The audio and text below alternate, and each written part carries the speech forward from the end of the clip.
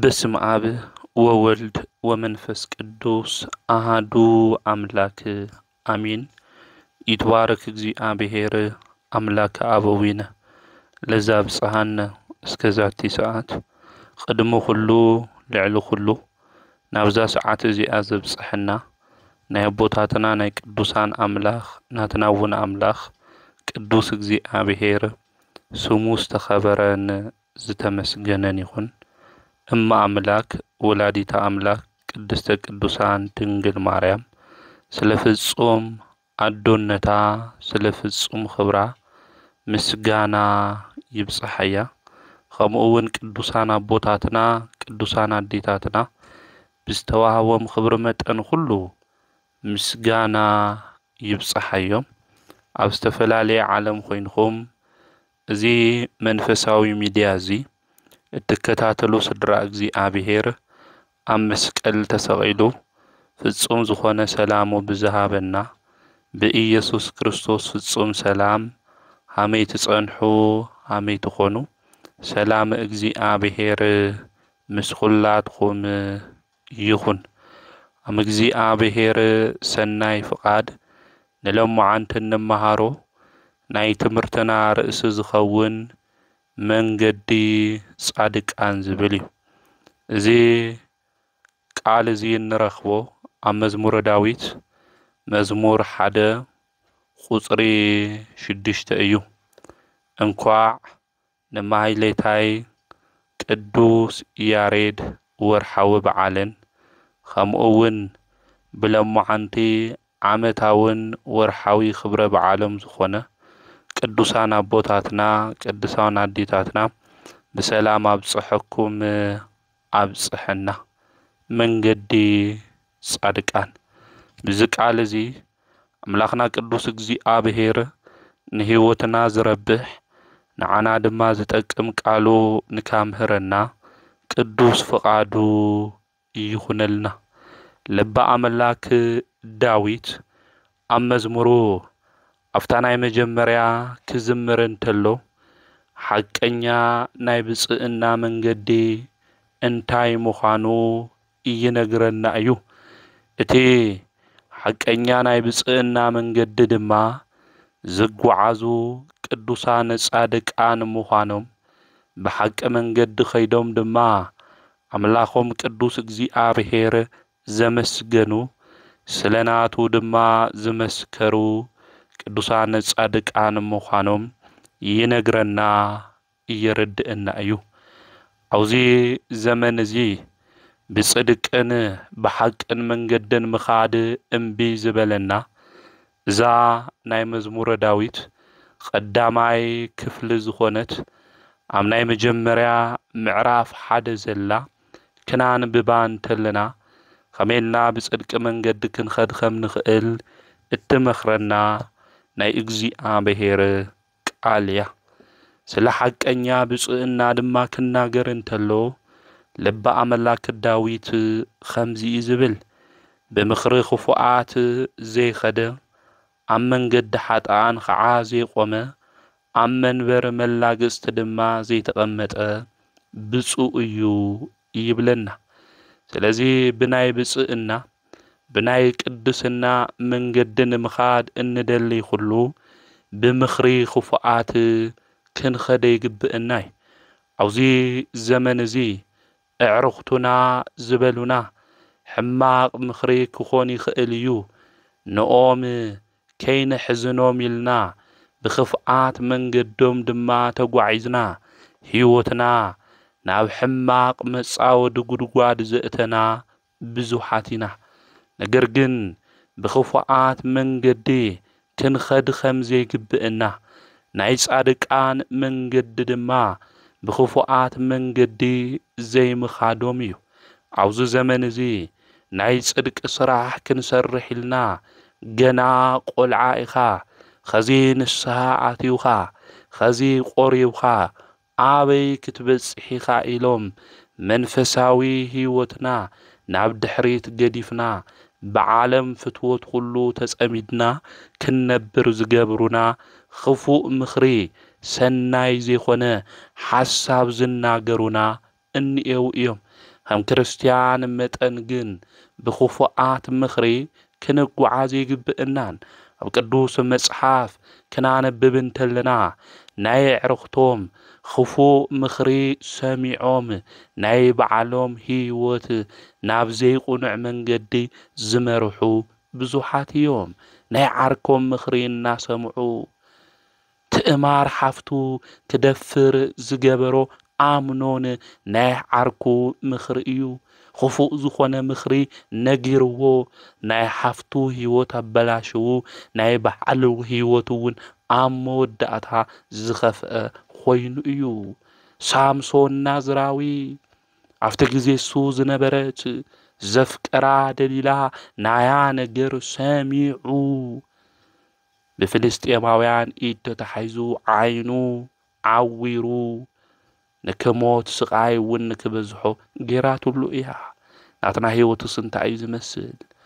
خفوق مخريز مخرونا سبات الشيلنا سمعنا بنا يوم زي قنع من قد خيدنا هيوتنا تربي حدو تخون سلازي مستو عالي دلي سلازي مخريز مخرونا سبات قنعنا بنا يكزي عابهير من قدي كخدنا يخل ديو بنسألنا من قدي خدنا يخل ديو ويس زي قنع من قدي يلنا كنحسبيو زقبئنا سلازي قدوسان صادقان منقدوم انتعيو كنبل انتلنا تناي مجمريا بخفوات منقدي ويقعا بخفوات مخري زي خدو يوم ادخال اي ام منقدي حاطان زي قوم يوم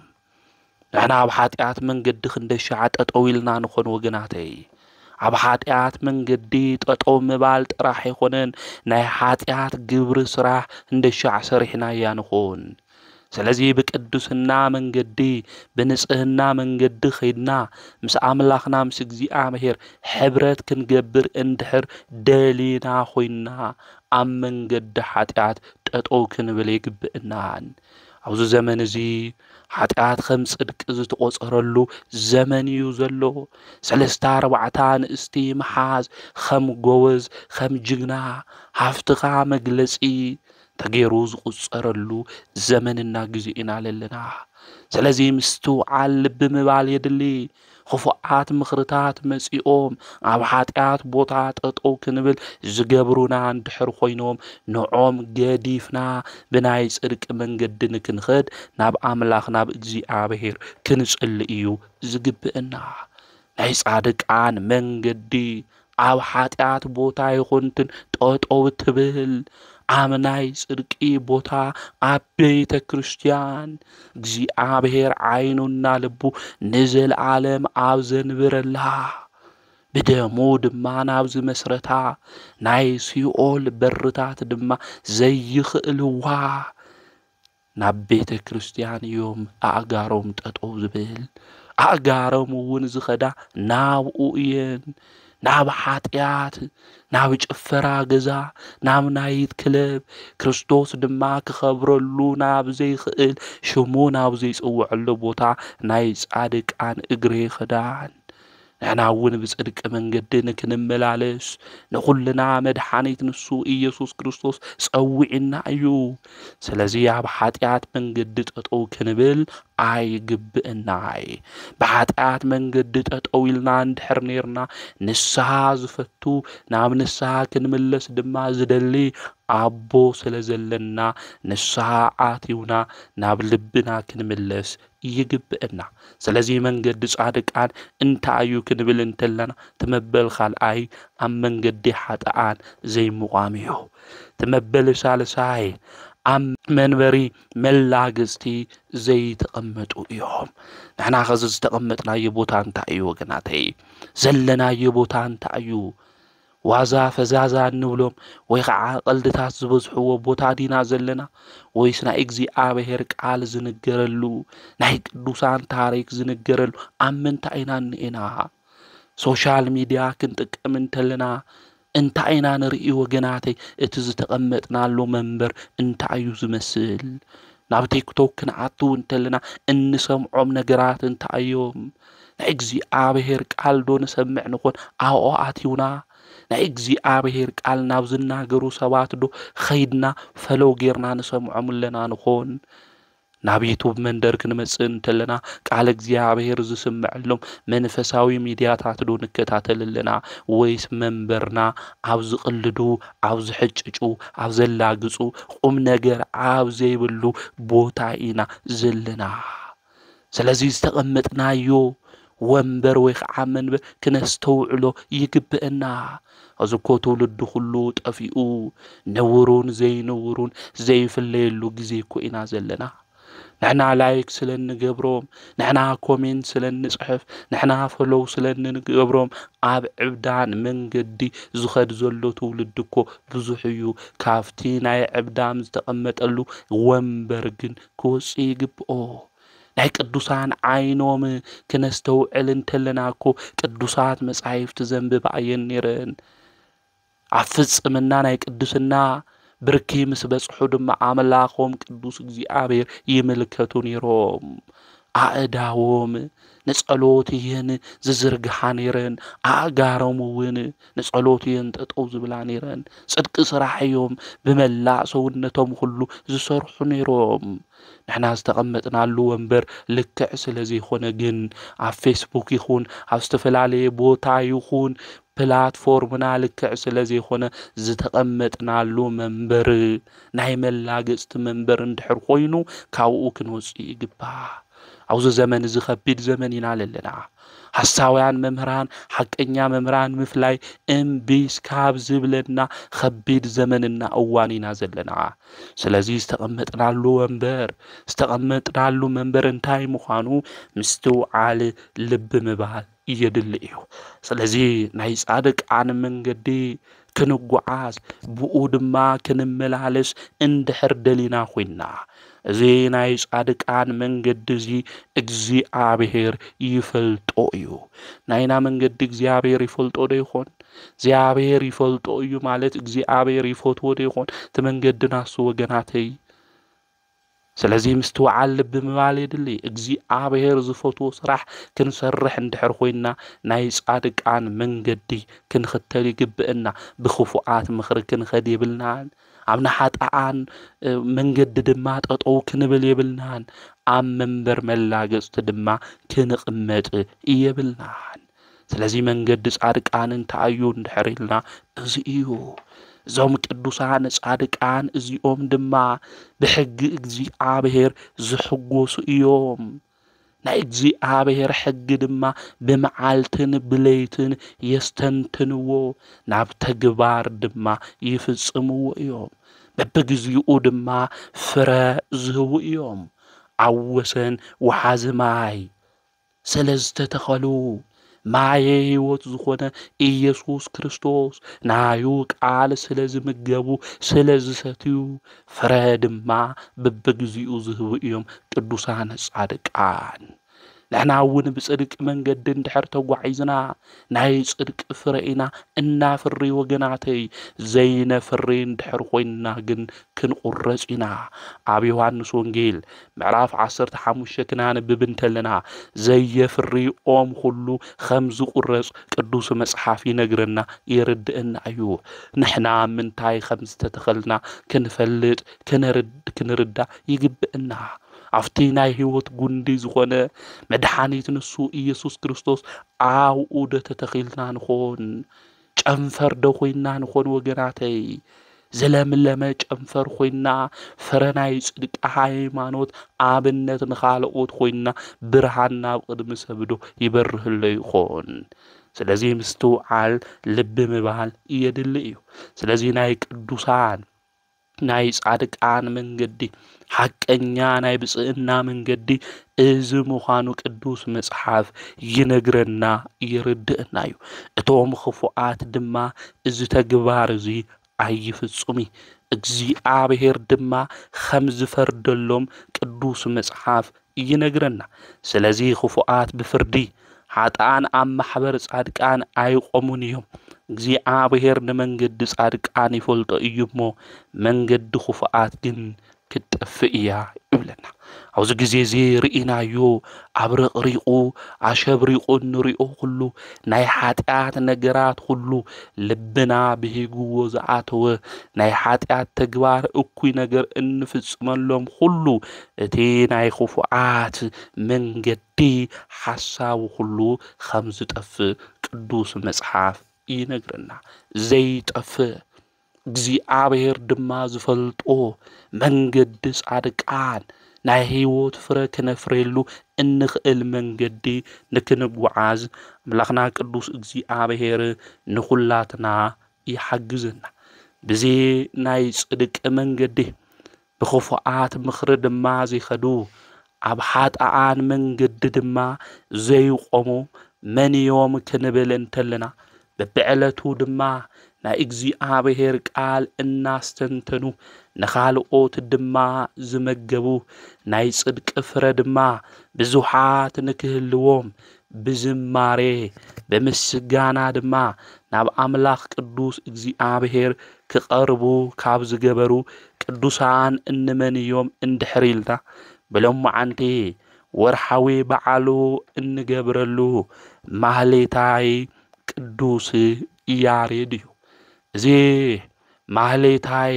ባይረ ጥበብ ቅዱስ ያሬድ ናይ ሱራፍኤል ዓርኪ እናበልና እንጽውዖ ጥኡመ ልሳን ቅዱስ ያሬድ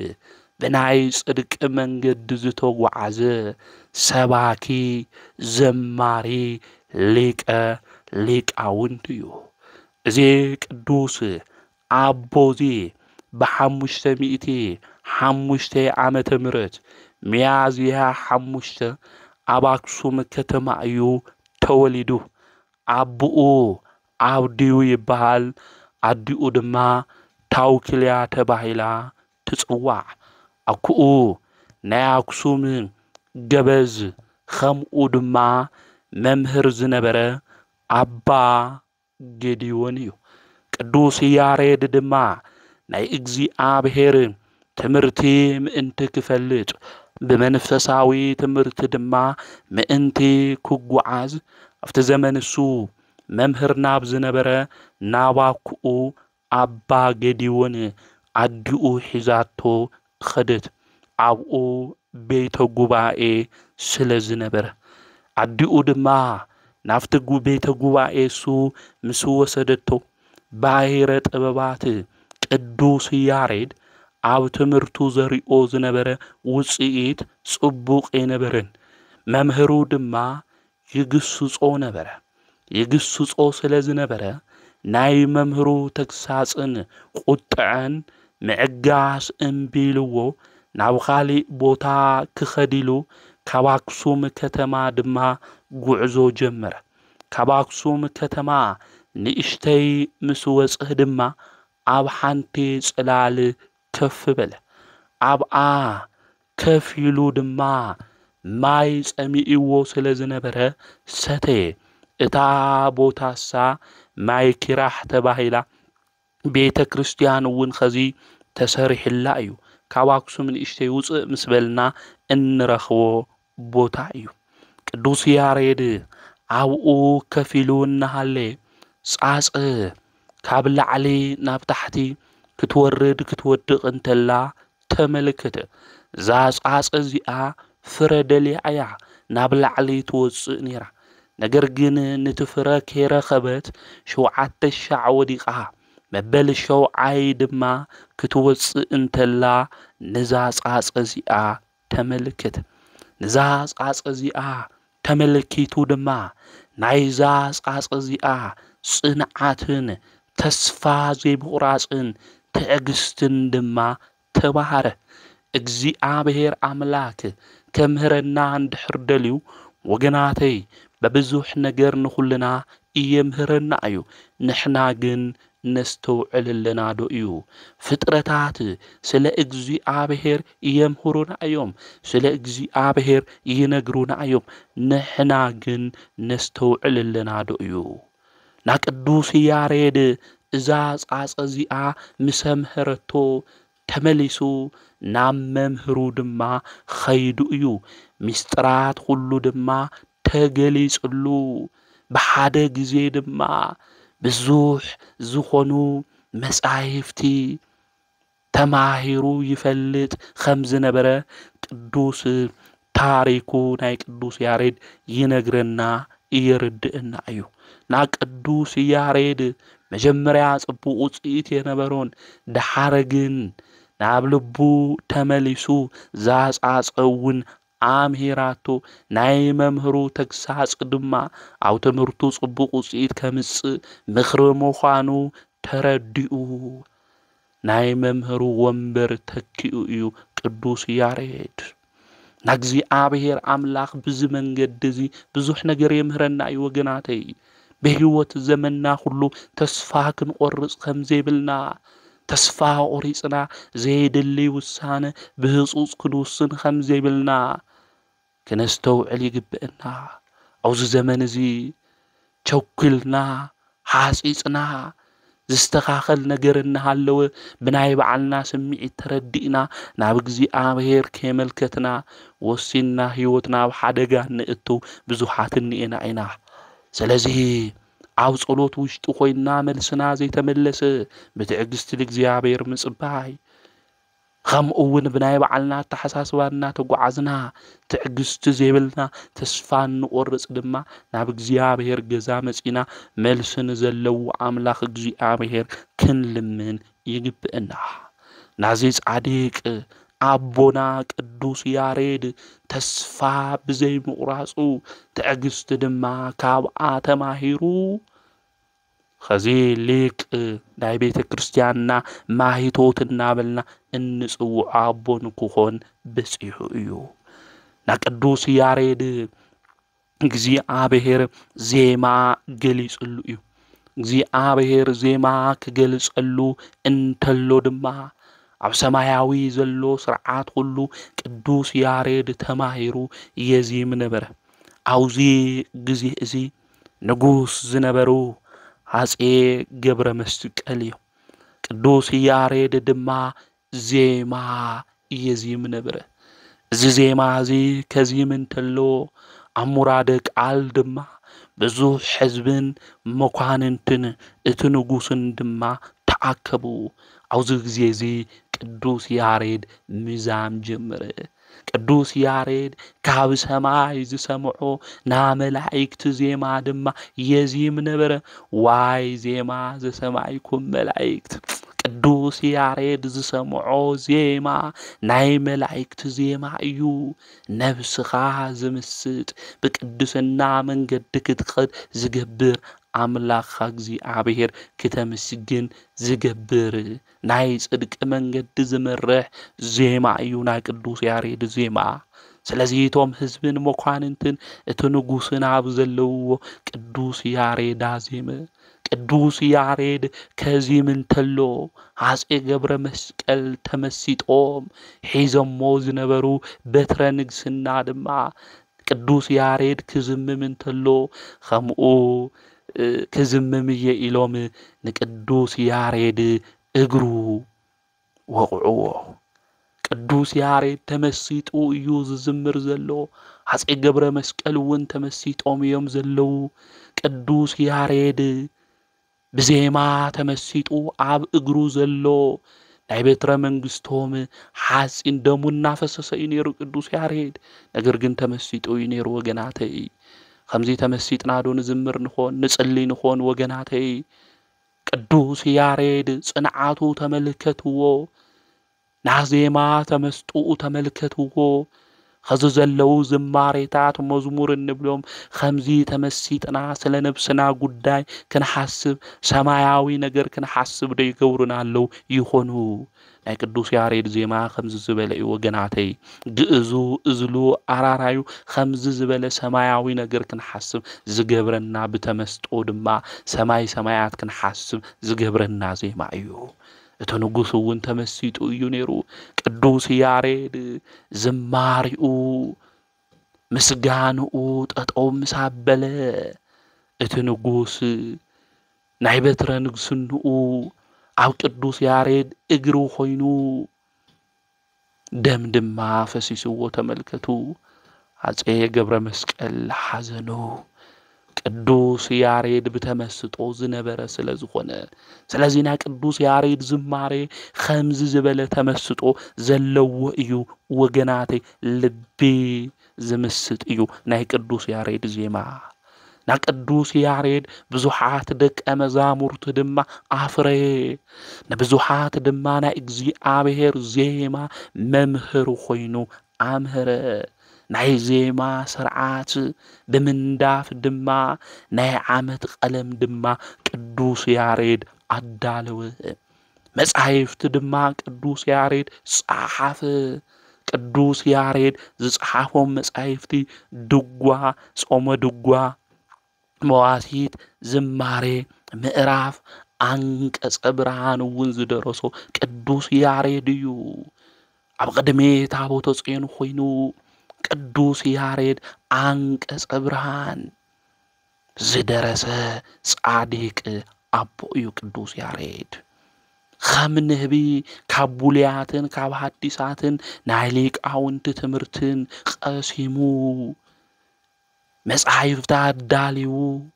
ከምኡውን ሕድሕድ ቀለም ናይ ዓመት ዘዳለወ አቦ እዩ ቅዱስ ያሬድ ስለዚህ ቅዱስ ያሬድ ሊቀ ሊቃውንት እናበልና እንጽውዖ ንዚ እዩ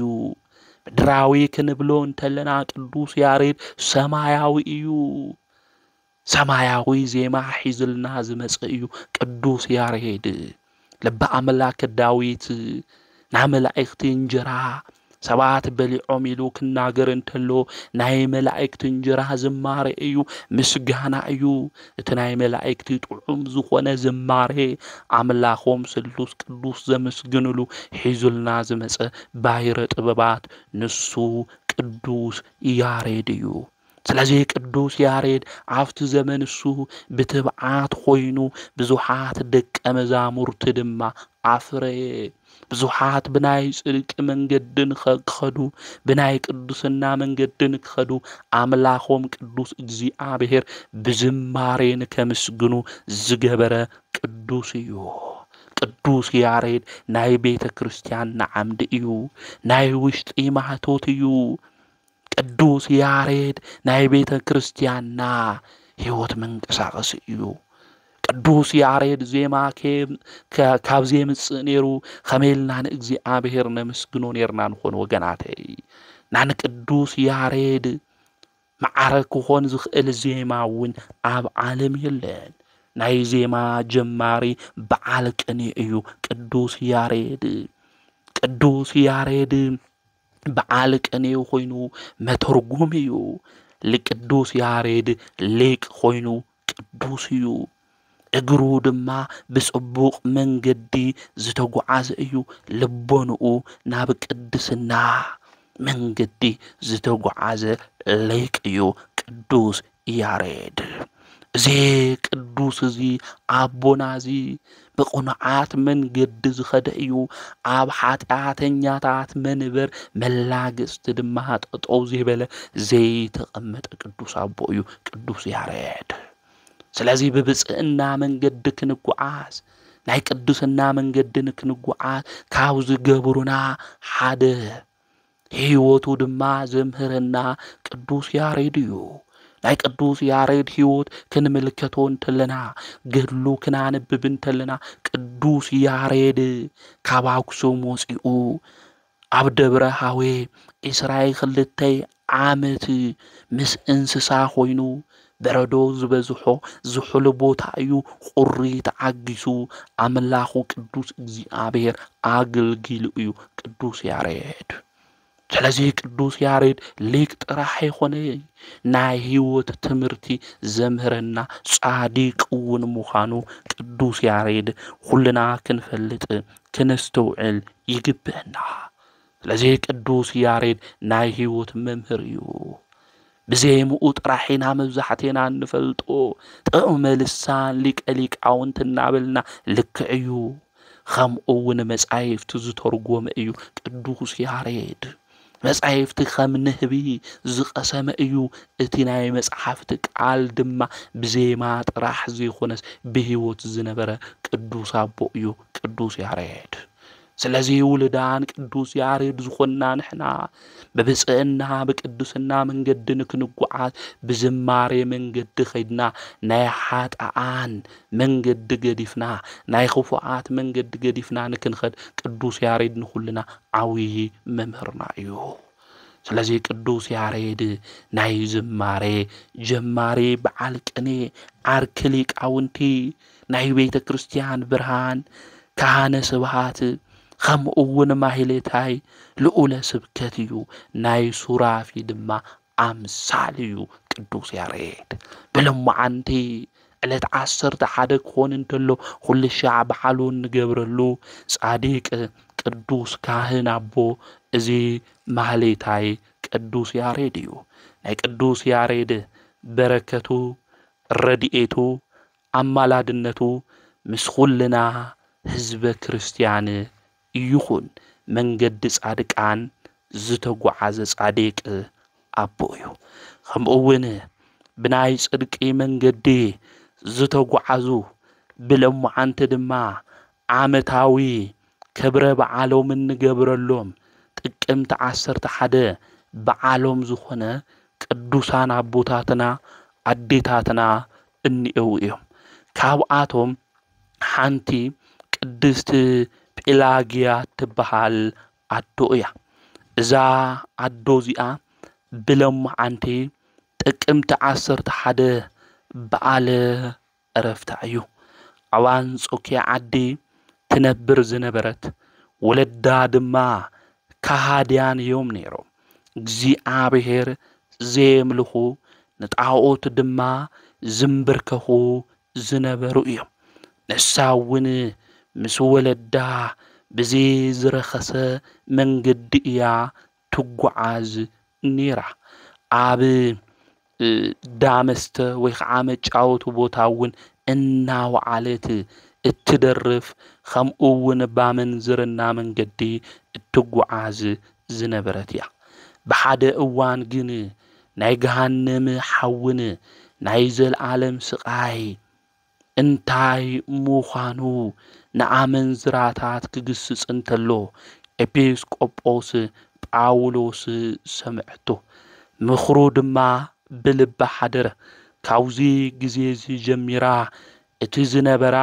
ናይ ሓጢአት መንገዲ ገዲፋ ብናይ ጽድቂ መንገዲ ድማ ተጓዒዛ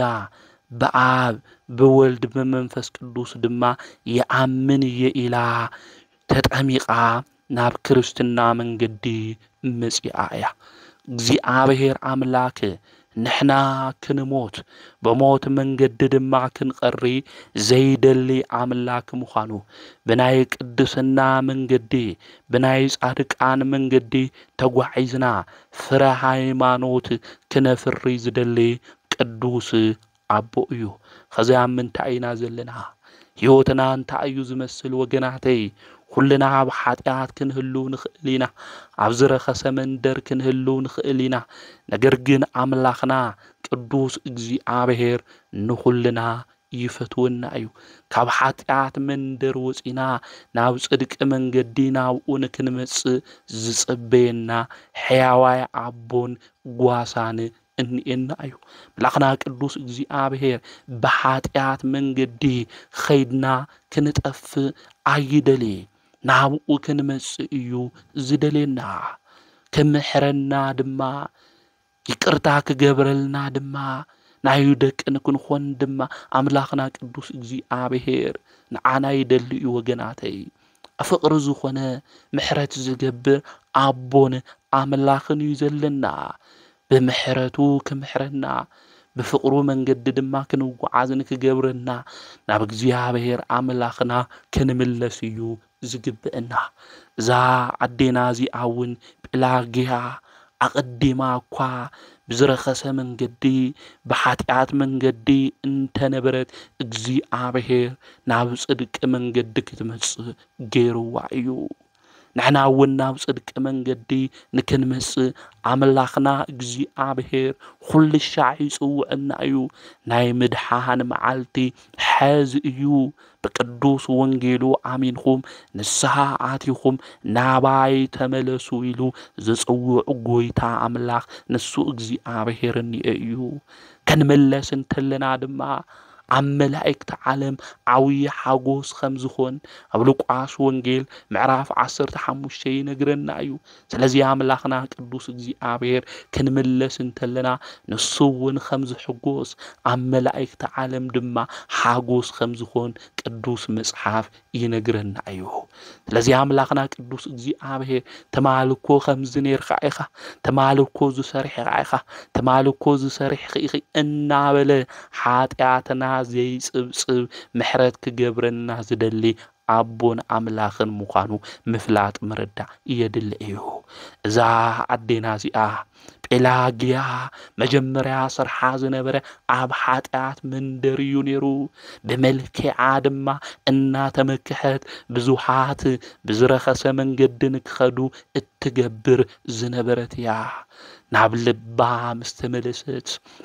أفتر جزي سوز نبرة إبيسكوبوس قدوس باولوس دما كمهر انتلو نايو تمرت سميعا كتملس انتلاغن እግዚአብሔር أملاخ قدوس منفسو بصدقيم انت كمرحا زجبر ايو نحنا وناو نملس وقناتي حتيات يمررناي ناي حتيات من قدي سلچوناي وجناتي نحاتيات من قد كوي سلشو كويو نحاتيات من قد كوي مرر كويو مقنياتو نحاتيات من قدي موداتو وصيتو موت سلازخونه سلازي نحاتيات من قد وشتنا بلعو ناموت نكي اتونا عاقدمنا ناب እግዚአብሔር كنملس يقبئنا እግዚአብሔር كمحرنا نابانا بفتنة زمس أبون أملاخنيو محرتونا እግዚአብሔር ወገናተይ ብዙሕዩ ናይ እግዚአብሔር ምሕረት ካብ ዘይ በዝሕልና ነይሩ ክንበድል ሓጢያት ክንገብር እንተለና ዘጥፍእና ተትኾን ነይሩ መን ኣብዚ ዓለም እዚኣ ክነብር ነይሩ ወገናተይ ስለዚህ አምላኽና ቅዱስ እግዚአብሔር መሐሪ ናይ ምሕረት አቦ ጎይታ ምዃኑ እግዚአብሔር ክንፈልጥ ክንርዳእዩ ዝግብአና ብናቱ ምሕረቲና ንነብር ዘለና ብናቱ ምሕረቲና ወፂና ንኣቱ ዘለና ጓሳና ሓላዊና እግዚአብሔር ስለዝኾነ ቅዱስ ንጉስ ሕዝቅያስ የነስታው ሰይዲና ወገናተይ ነብዩ ኤልያስ እኮ ናብኡ ተላኢኹ ክትሞት ኢኻ ብህይወት የተነፍሪኮ ኢልዎ ኮይን እግዚአብሔር ምስ ሕዘነ ድሓር ግን ንሱ ካብ ዓራቱ ከይወረደ ናብ መንደቕ ገጹ ገይሩ በኺዩ ናብ እግዚአብሔር ድማ ጸሎቱ ገበረ ነብዩ ኢሳይያስ ገና ካብ ቤተ መንግስት ከይወፀ 15 ዓመት ሙሉ ወሲኸሉ ምሕረሉ ኢሉ እግዚአብሔር ተናገረ خزكو تناجرة موتي خايلة يوئي دحار دما جنا عاوز توصل دقيقة محرت غير اللؤية كنعقن يكيبل أملاك قدوس እግዚአብሔር خمز محرت سكبريو ناو لبنا تتمليسنا محرت سكبرلنا يتمالز جيرخا تمالز نيرخا زيبل أملاك قدوس مخانو كنفلت كنردع يقبئنا مالد سلازي كلنا نبدلنا كلنا حاتيات نسرحنا كلنا نودغينا ملاخنا قدوس እግዚአብሔር يقرك بلنا مسؤو كنتعارق دما بنسها كنحصب بنسها هيوت كنملالس يقبئنا حاتيات زي سرح سبيل لي وقناتي النمهر يخون عبيت كريستيان أقلقلوت لنا يخون كبيت كريستيان أقلقلوت وصايل لنا يخون نبدلنا حاتيات نسرحنا زابير حاتيات ناس اللي جلس أقوي زابير حاتياتنا تتجلس نيرما بعلنا نوعلنا ون ينسمع عمي نيرنا مالك حاتياتنا كله زي شفنا لنا أبونا نسو أملاخنا قدوس እግዚአብሔር حاتياتنا نشفنا أبونا أملاخ قدوس እግዚአብሔር دما حاتياتنا من أنت كي تجلس نحنا بنسها تاكن جبري جبنا حاتياتنا كنشفنا يجبنا مالك حاتياتنا زي نشفنا بدل بالعل حاتياتها بالعل حاتيات نجبر نحرقينا معاتو مقصفت لوانا ممسو أي قري مالك كنا نبرت إنه لو أملاخنا قدوس እግዚአብሔር نزيو مالك ስለዚህ ንሱን ከይኹንነና መቅሰፍትን ከይመፀና መዓትን ከይመፀና ብንስሓ ናብኡ እንታይ ክንገብር ክንምለስ እዩ ዝግብአና ማለት እታ ዝጠፍአት በጊዕ እኮ ጎይታ ንሱም ሰግነያ እንታይ ዲገይሩዋ ተሸኪሙዋ እኮ ይብል ስለዚህ አምላክና ቅዱስ እግዚአብሔር ነገራትና ሁሉ ልሽከም ተሸኪሙ ድማ ዘይደኽሙ አቦ አምላክ እዩ ንሱ ና ብዙሕ ግዜ እግዚአብሔር ተሸኪምና ምስ ሓጢያትና ምስ በደልና ምስ ረኽሰትና ብዙሕ ግዜ ካብኡ ገዛ ነጠፋና እግዚአብሔር አምላክ ተሸኪምና እንዳየናይ ትዕግስቱ እስኪ ተመልከትዎ ስለዚህ ክነስተውዕለ ልብክ ነው ለዝግበና እዚ በምሕረቱ በቸርነቱ ተዓጊሱ እስካብ ኸዚ ሰላሙ ፍቅሩ ምሕረቱ ዝዓደለና ዕድመን ጤናን ዝሃበና መላኽና ቅዱስ እግዚአብሔር ብንስሓ ተሓጺብና ናብኡ ክንብለስ ናብኡ ክንመጽእ ይግብአና ማለት ምክንያቱ መዓዚ ሃምኒ ሞት መልአከ ሞት መዓዚ ሃምኒ መጽእ የንፈልጥ ማለት ስለዚህ ዝስለኔ ንፈልጥ ብንስሓ ናብኡ ልክንምለስ ንስሓ አቲውና ድማ አምላክና ቅዱስ እግዚአብሔር እናመስገና በጻድቃን መንገድ ድማ ተጓዒዝና ንክንኸድ ንአምላክና ናይ እግዚአብሔር ናቱ ቅዱስ ፍቃድ ይኹነና እዛ አዶ እዚኣ ጲላግያ ድማ ካፍቲ ዝነበራ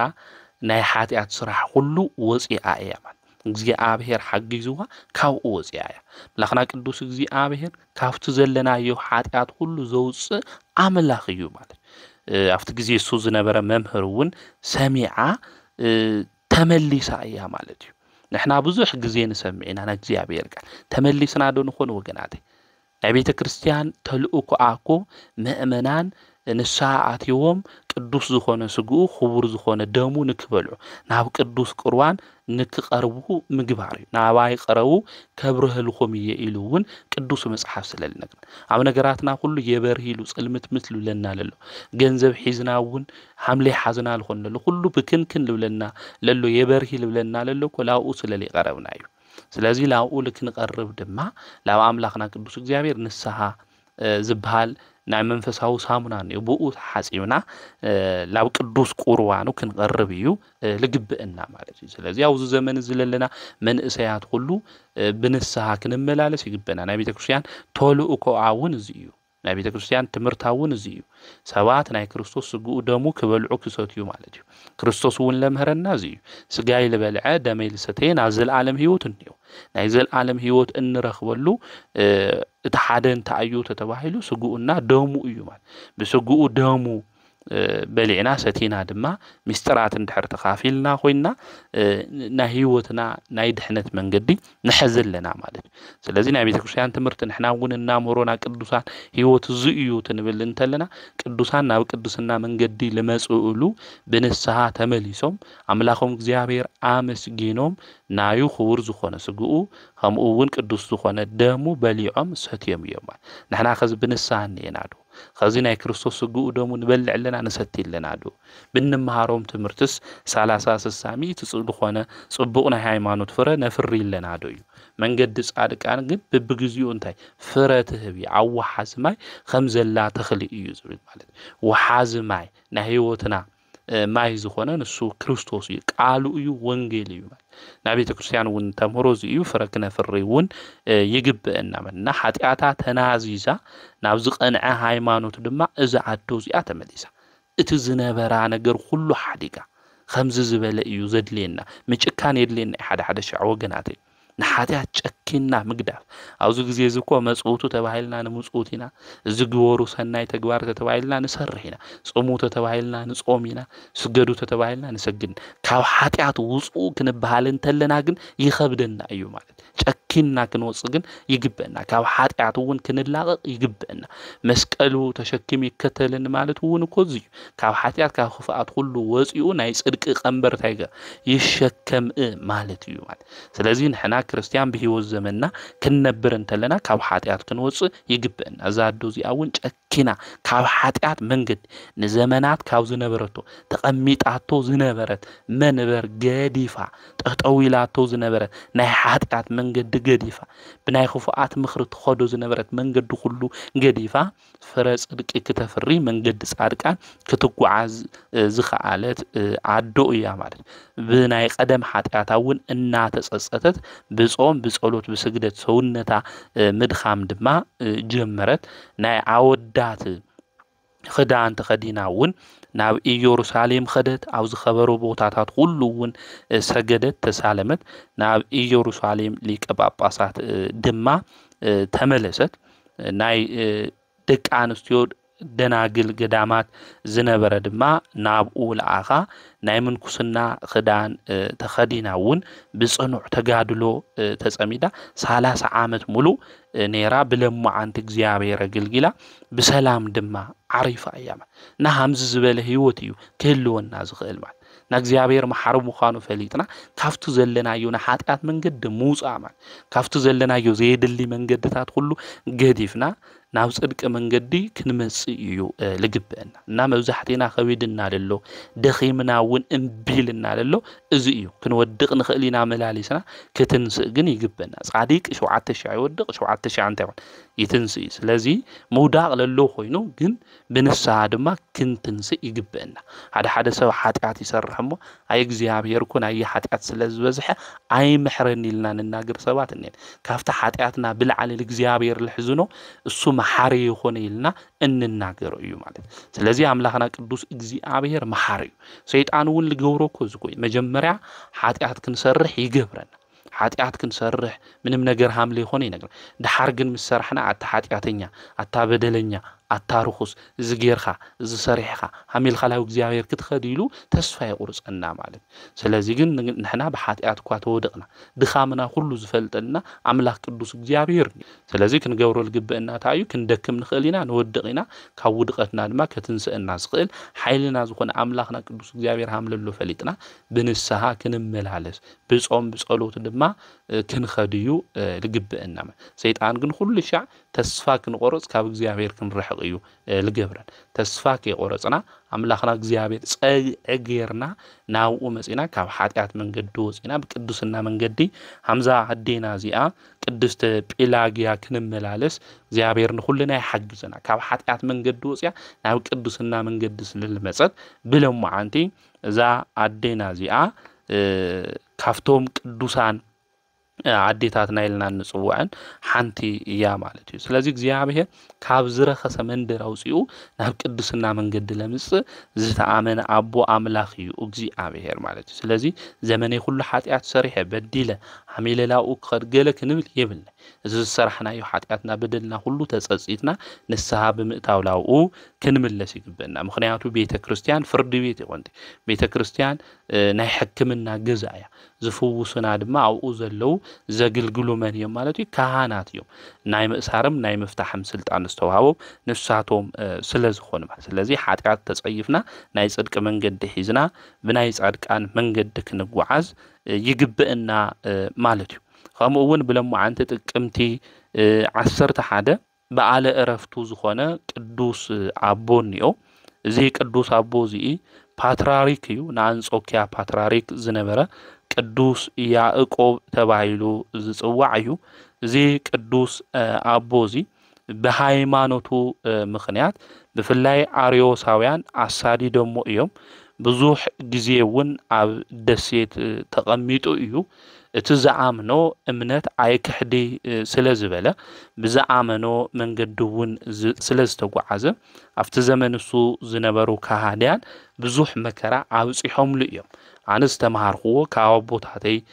ተማሂረ ድማ ዝሓስኽዎ ትምህርቲ እዚ እዩ ስለዝበለ እቲ ትምህርቲ እሱ ልክዕ ኾነ ኢሎም አርዮሳውያን ብዙሕ መከራ ኣብጽሖምሉ እዮም ንሱ ግን ብዝተማሃርኽዎ ክጸንዕ ኢሉ ዝተሰደደ ቅዱስ አቦ እዩ ንሕና ብዝተማሃርናዮ ጸኒዕና ደንኾን ቅዱስ ጳውሎስ ንወዱ ጢሞቴዎስ ከመኽሮን ተሎ ኣብ ካልኣይ ጢሞቴዎስ መልእኽቲ ምዕራፍ 3 ቁጥር 14 ክናነብብ ተለና ስኻስ ብልተማሃርካዮ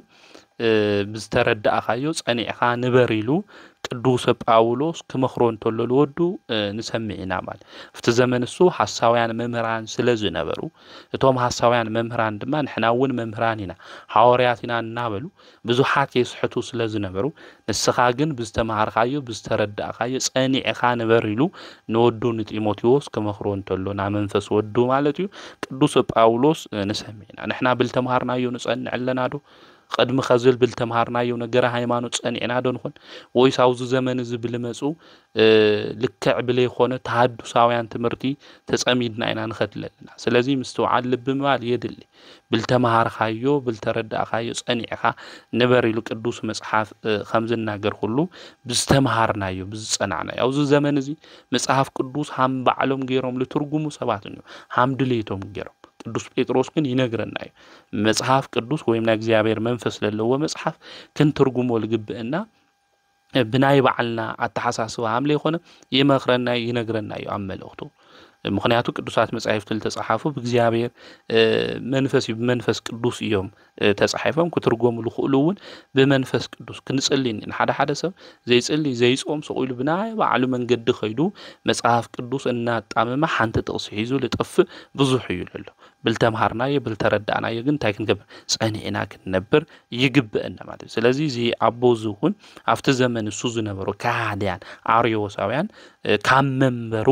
ከስደድ ገይሮም ወይም ቅዱስ ያዕቆብ እንዲያም ሱዱድ እና ወይም ዝተሰደደ ፓትርያርክ እናበልና እንጽውዖ አቦ እዩ ማለት ንሕናውን አብ ሃይማኖት ውሽጥ ክንኾን እንተለና ልብና ተሰዲዱ ላውሊ ኾነ ቦታ ክኸድ ዝገብሩ አርዮሳውያን ብዙሓት አውዝ ዘመን እዚ ስለለለው ከነስተው ልብ ክንብል ይግብእና ማለት እዩ እና ዛቦዚ ብዙሕ ዘመናት አብ ስደት እዩ ነይሩ አብ ስደት ድማ ምስጸንሐ አብ ስደት ኮይኑ 7 ዓመት አብ ስደት ጸኒሑ ካብ መንበሩ ተሰዲዱ ድማ አው ብለም ማዓንቲ ጥቅምቲ 11 ዛቦዚ عارف እዩ ማለት እዚ ሁሉ ልኸፈለሎ ንሃይማኖት ተዋሂል እዩ ማለት ስለዚህ ንሕና ወን በሃይማኖት ውሽጥ ክንኾን እንተለና ዝስደዱ ብፁዓን እዮም ኢሉ የቅዱስ መጽሐፍ ልነግረና ሓደ ናይ ብጽና ናይ ቅድስና መንገድ ተአዩ ተተዋይሉ ስደት እዩ ማለት ዝስደዱ ብፁዓን እዮም ኢሉ ጎይታ መድኃኒት ኢየሱስ ክርስቶስ ነጊርና እዩ መንግስተ ሰማያት ድማ ናቶምያ ይዝለን ስለዚህ ሓደ ናይ ብጽና መንገድ ወይም ናይ ጻድቃን መንገድ ተአዩ እንድሕር ተተዋይሉ በሃይማኖትኻ ምስዳድ ማለት በሃይማኖትኻ ምስዳድ ማለት በሃይማኖትኻ መከራ ክቅበለካ ተሎ እምቢ ለይምባል ማለት ስለዚህ ንሕናውን በሃይማኖትና ለመጹ ነገራት ሁሉ አይን ቅበል ሃይማኖትና እዚ እዩ ይልና ሱዱዳን አእምሮ ከይንኾን ከነስተውዕል ልብ ክንብል ይግብእና ማለት እዩ ስለዚህ ዞም ቅዱሳን አቦታትና አዴታትና ህይወቶም ክንሪኦ እንተለና በመንገድ ጻድቃን ዝኸዱ بخفاءات مخري زي تقوعزو أم من قد حتان زي قومو أم منبر ملاقست دما زي تقمتو يومو نحناون كاو خفاءات مخري وزينا كاو حاتيات من قد وزينا كام ملاقستي منبر تقمتنا يوون قديفنا بصدق من قد تقوعزنا نجزيابير حقون النافس أمنا فرا هايمانوت نكنفري ملاخنا قدوس እግዚአብሔር ንኹልና ይሐግዘና ዘምهرና ዝገሰጸና ናይ አቦታትና አምላክ ቅዱስ እግዚአብሔር ስሙ ዝተኸበረን ዝተመስገነን ይኹን ብሎም ማዓንቲ በዓሎም ዝኾነ ቅዱሳን አቦታትና አዴታትና ዓመታው ወርሃዊ ሁሉም ማለት እዩ በረከቶም ረድኤቶም አማላድነቶም ምስኹልና ህዝበ ክርስቲያን ይኹን ወስብሐት ለእግዚአብሔር ወላዲቱ ድንግል ወለመስቀሉ ክቡር